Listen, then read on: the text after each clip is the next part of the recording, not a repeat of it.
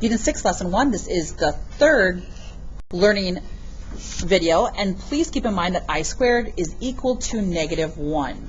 So how do I go about simplifying each of these expressions and then writing them in standard form?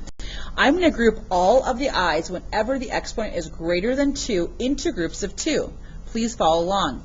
So we're going to rewrite this in equivalent form of I squared times I. There's 3 i's, 1, 2, and 3.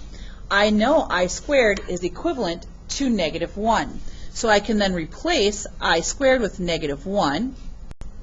And as I multiply, 5 times negative 1 is negative 5i. Writing this in standard form would be 0 minus 5i.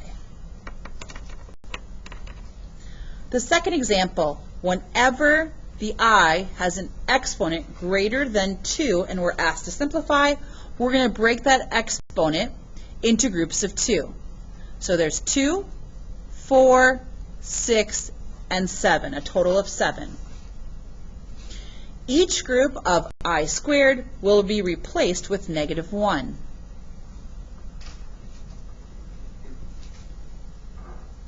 If you did not learn this previous rule, it is very helpful. When you're multiplying, you count the number of negative signs. If there is an even number of negatives, your final answer is positive. If there's an odd number of negatives, your final answer is negative. So let's count.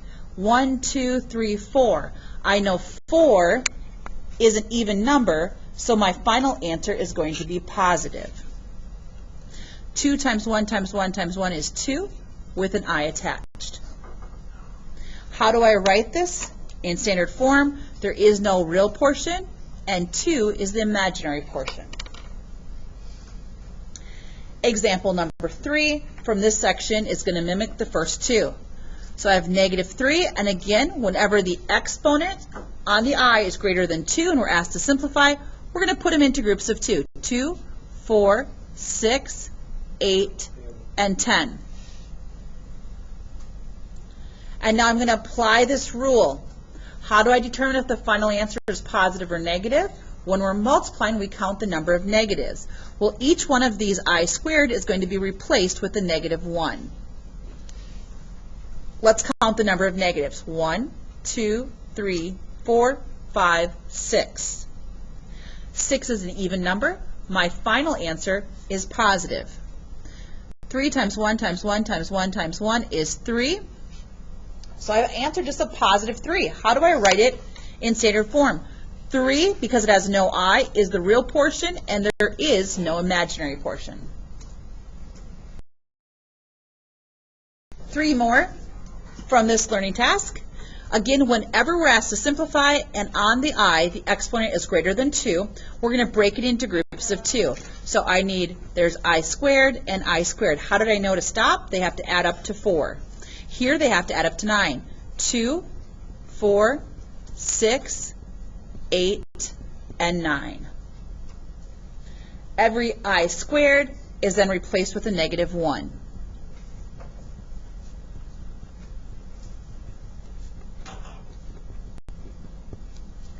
And I have 2 portions here. I have the front and the back, and they're being subtracted. So let's work on just the front. I'm going to go back to this rule of deciding if it's a positive or negative. I count the number of negatives in the front. There are 2 negatives. 2 is an even number, so this portion is positive. 5 times 1 times 1 is 5. I'm going to drop down the subtraction sign, and now I'm looking at this back portion. I'm counting the number of negatives that are being multiplied. 1, 2, 3, 4. 4 is an even number, which makes it positive. 1 times 1 times 1 times 1 is 1 with an I.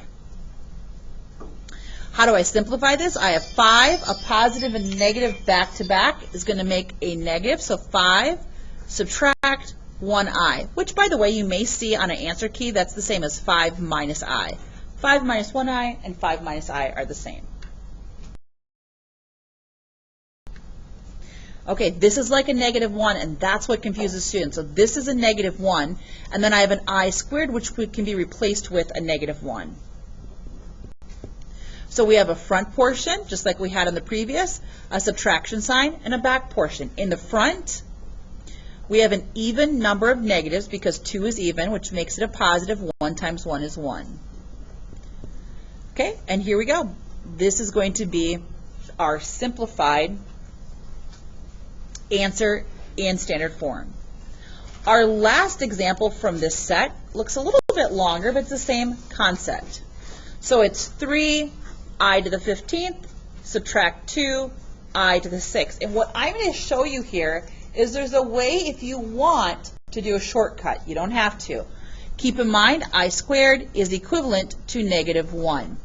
So when we're asked to simplify and the exponent on the i's is greater than 2, we're going to put them into groups of 2. So as I do this, I'm going to count. Now, each group of 2 is equivalent to negative 1. So this is like I squared. There's 2 i's, 4, 6, 8, 10, 12, 14, and I have 1 left over. There's 2 i's, 4, 6, 8, 10, 12, 14, and 1 left over. Now I'm going to count up to 6. So there's 2 i's, 4 i's, 6 i's, and there's none left over. There's a front portion and there's a back portion separated by subtraction. Let's count the number of negatives.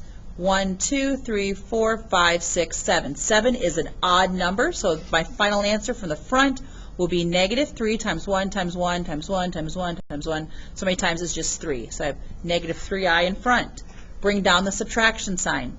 In back I have 3 i's. 3 is a odd number, which makes it a negative in back. And then 2 times 1 times 1 times 1 is 2. Okay, so I'm first going to distribute this to get negative 3i. 2 negatives make a positive. And then I'm going to write it in standard form. The real portion is 2. The imaginary portion is negative 3.